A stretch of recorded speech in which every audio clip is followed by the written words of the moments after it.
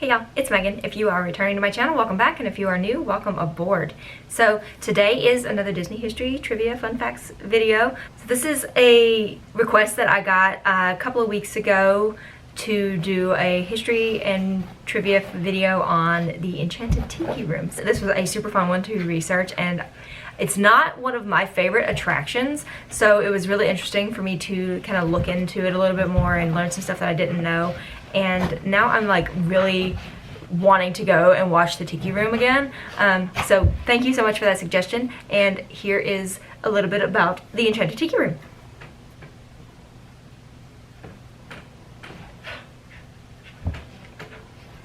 So the Tiki Room opened in Disneyland in 1963, and there's conflicting information. Some people say that it was an idea that Walt got when he went to New Orleans and he saw this bird in a cage, little, not a toy, but little figure that he saw in a shop, and he got that and he was inspired to make a bird show.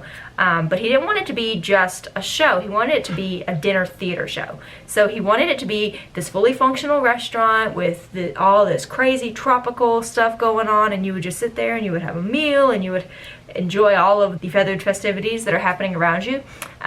But as the Imagineers and the animators and everyone started putting their heads together and thinking about it, the logistics to have a fully functional restaurant and also have all of this crazy computer stuff going on, they just didn't have the capabilities or the technology in the 60s to do that, so that was not gonna end up being a thing. They had already kind of planned stuff out though, so the fountain, the magical fountain in the middle of the room, that was going to be a coffee bar, and there's actually still like some storage down there where they had kind of started to plan things out, but it just was not going to work out to be a restaurant, so they were like, okay, you know what, we don't have to eat, but these birds, this is going to be a thing because this is too fantastic to not do. So they did go ahead with the show, and it opened in 1963 at Disneyland. So when you think about the sponsor for the Enchanted Tiki Room, you probably immediately think, oh my gosh, Dole Whips. Dole Foods is the sponsor, but it was not originally. The original sponsor was United Airlines, and the reasoning behind that is so fascinating. When Disneyland opened in 1955, Hawaii had just become a state. Like, that's how recently Hawaii has become a state. And so to kind of promote some travel to this brand new state in the United States, United Airlines was like, hey, this whole Enchanted Tiki thing, it's pretty tropical, kind of Hawaiian. We're gonna sponsor it, and we can kind of like influence people to just come on over and see Hawaii. So United Airlines was the initial sponsor. They sponsored it from 1963 when it opened all the way up until 1978, and that is when Dole took over, and Dole Foods has been the sponsor ever since, and that's why you can only get Dole Whips at the Dole Plantation in Hawaii and at the Dole sponsored attractions at Disney parks. So I mentioned that the Disneyland version opened in 1963. The Disney World version opened opening day of Disney World in October of 1971. So it's an original attraction to Disney World, and it's been there ever since. That would be Charlie, the Shih Tzu, who thinks he's a Great Dane. Was actually not opened under the name Enchanted Tiki Room like Disneyland's was. It was the same show, minor differences with the pre-show. It was opened under the name Tropical Serenade, which was kind of still going along with that whole tropical go visit Hawaii thing that United was trying to kind of capitalize on, since, you know, they were the sponsors until 78. So when Disney World opened in 71, they were still around for a few more years, so they were still trying to get everyone to head on out to Hawaii. So Tropical Serenade was the name of it.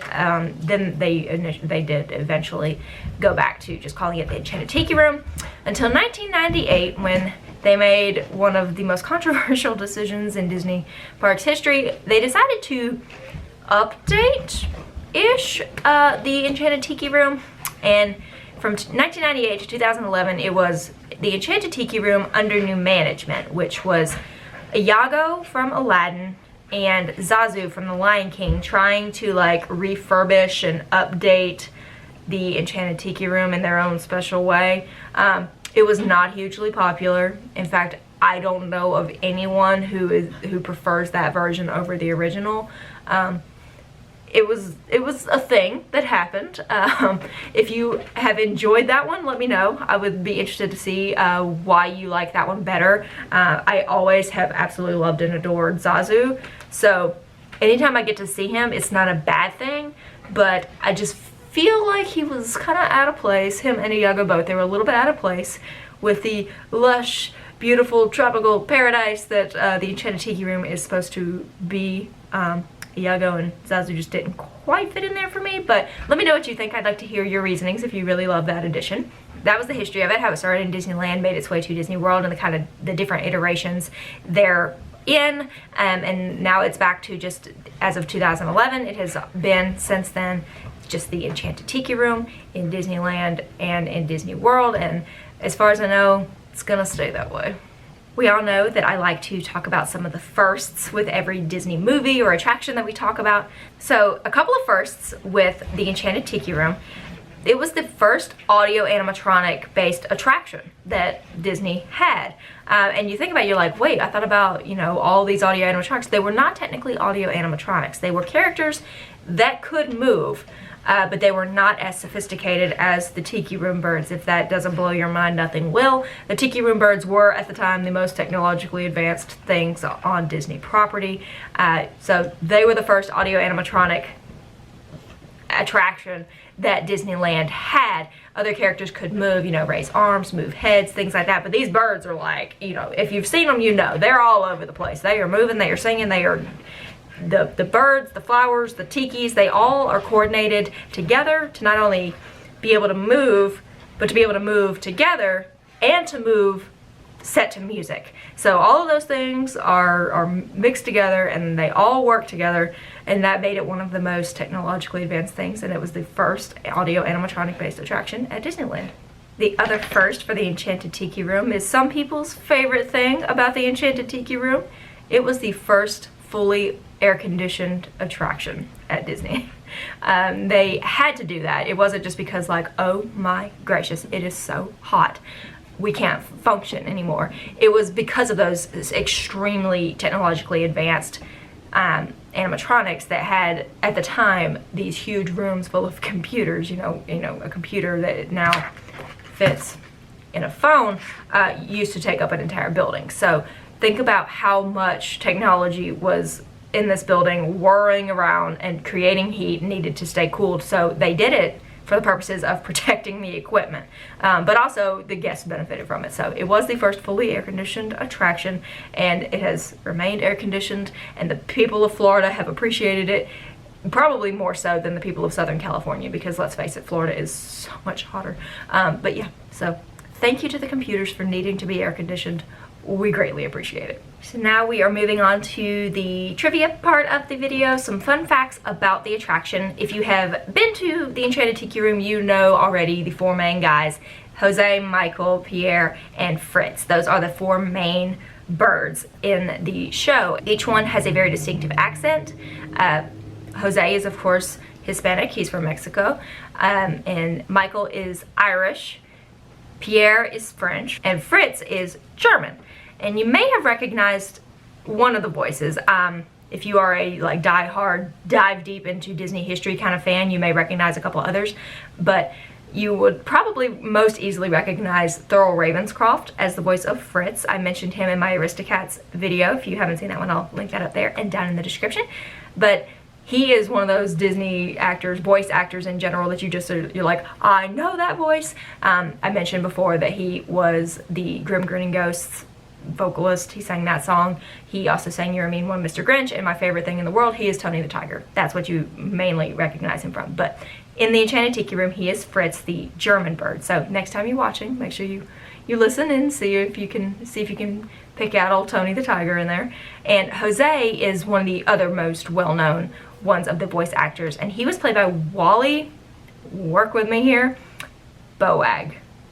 Is that how you pronounce it? I don't know.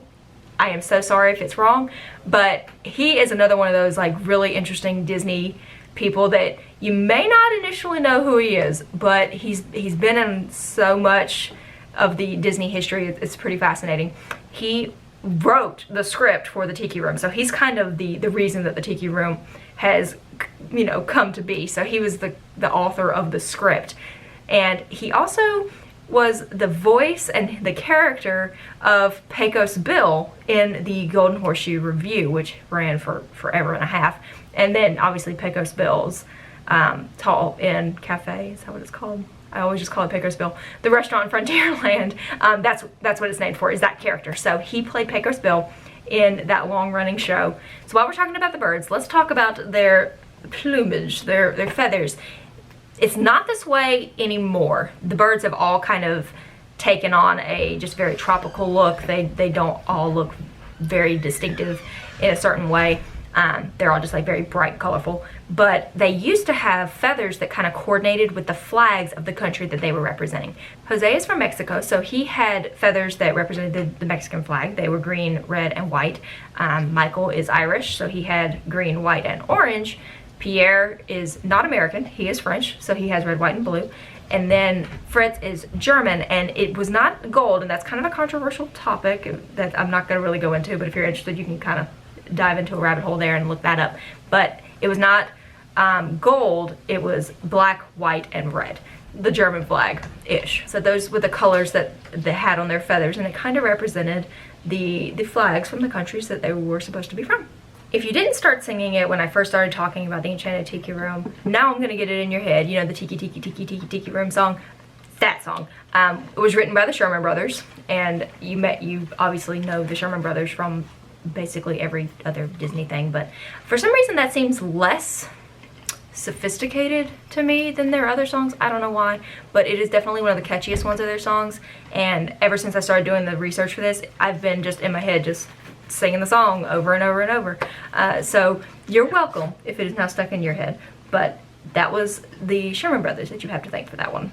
One more thing about the bird's feathers, they are real feathers, except for their chests. The birds have little cashmere sweaters on. The chest feathers are made of cashmere because that would allow for like more lifelike breathing. You could see the breathing happen more easily than if they had like a whole bunch of feathers over their chests. So they have feathers everywhere except for right here, and then that is just a little cashmere sweater. My last fun fact kind of harkens back to our discussion about the under new management iteration of this attraction. In 2011, in January, there was a fire in the storage area, the attic of the Enchanted Tiki Room, and some of the audio animatronics got damaged. Iago was one of them. I don't think he actually burned. I think he had more like water damage from the sprinklers that stopped the fire. So he was damaged, and they had to obviously shut the attraction down to refurbish it before they could open it back up. And whether that was just like coincidence that it happened and they were gonna do this anyway, or they were just like, hey, you know what? Iago's out of commission. Let's just not fix him, and we'll just take it back to how it originally was, because people don't really like this anyway. Whatever the reason, they did decide to go ahead and just move Iago and Zazu out and come back in with the original ideas of the Enchanted Tiki Room. It was not under new management anymore, back to the old ways, and I think everyone has been a little bit happier for it. So that is it for today's Disney history and trivia video. Once again, thank you so much for the suggestions. It was a really, really fun one to research. If I left out any of your favorite facts, let me know those down below. And if you have any attractions, rides, movies, anything that you would like me to research and talk about in a future video, make sure you're always commenting those down below. I love to get suggestions and do things that y'all would like to see. So yeah, I think that's it. I will see you guys in my next video. Bye y'all.